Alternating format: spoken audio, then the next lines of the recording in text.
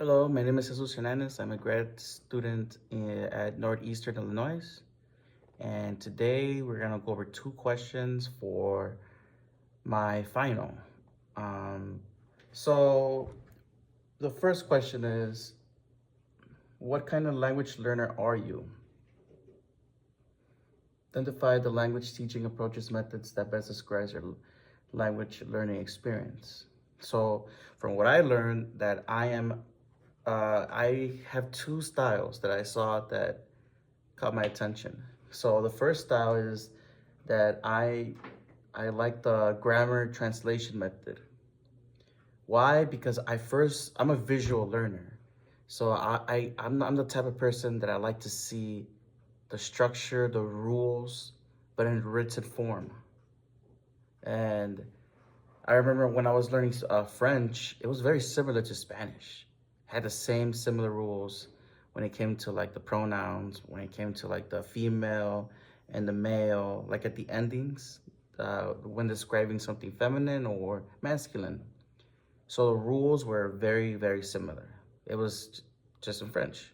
The way you say it is different, but when it was written, it was similar, very similar, since they both stem from Latin. So for me to write French was easy. Just the speaking part was hard because the accent, that's something that must be practiced socially. I remember I got better at when I would actually practice and speak to my teacher or to my peers. And that's something that I realized. So the other method is CLT. But before I go there, I want to talk about what the author says. So according to Larson, Freeman, and Anderson, 2011, the grammar translation method helps the students how to write and learn about the rules on the language you are learning. So that to me is very important. I must know the rules. To me is that's how I learn. I'm a visual learner. I must see the rules and I gotta see everything. So that's how I learn. Um, and I'm a visual learner, and that's something that I am. So the other method is CLT, which is community language teaching.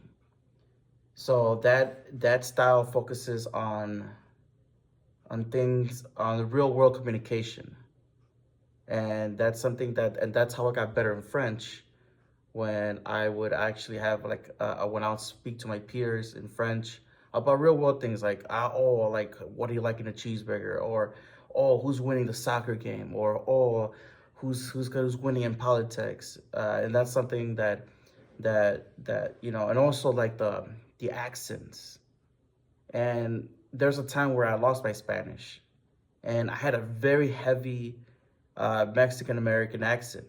So whenever I go to Mexico, people will know right away that I was from the U.S. I had a very heavy accent, so they knew. So how I got better is I started to put myself in situations where I had to order things, and also I had to listen to what they were saying in order to say things better. And also there's certain words that I forgot, and sometimes the person that I'll be in front of me, they will correct me. And sometimes I will go on Tinder dates, and we will talk about each other's lives, and that was meaningful.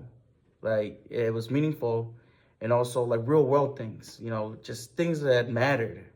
And the cool thing about it is that we'll communicate, and then my date would often like correct me on how to say things. So I realized that that's how I learned quick. Um, so the second question will be,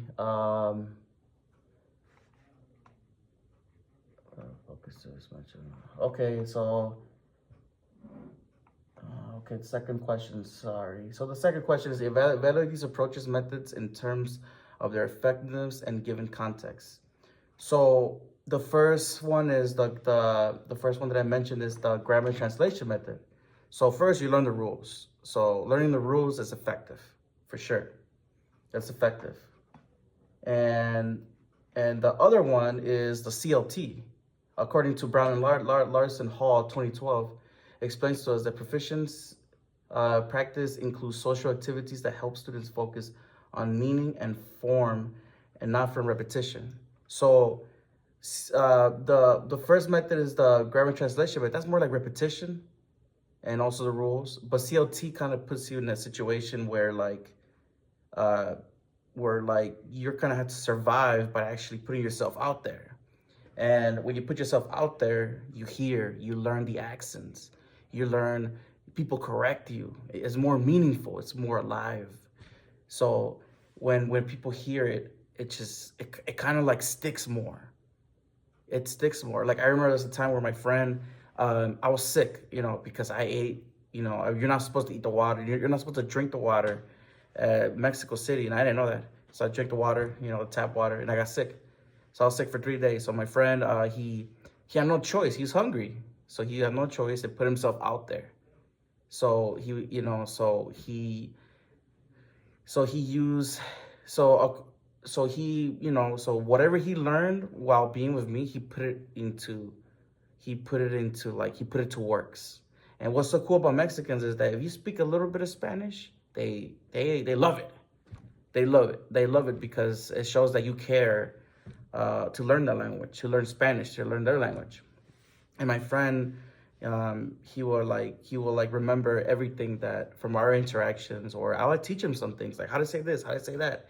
So he was able to learn Spanish quickly by putting himself in a situation and ordering food. He also used, like Google Translate. But since they were more meaningful, like real life, actual things, it stick more into his head. And I noticed that he just started to pick up Spanish quick because everything was Spanish. The words, the people, he heard it 24/7. So, and also there's times where I wasn't there because maybe I wandered off, or maybe I was sick, or I went somewhere else. And so he had to put himself, he had to like kind of put himself in a situation where he kind of had to learn. And he used Google Translate and whatever he knew by hearing, and also people correcting him. So I noticed that was effective for him and especially for me. So those are the two questions that I wanted to go over, and have a good day. Peace.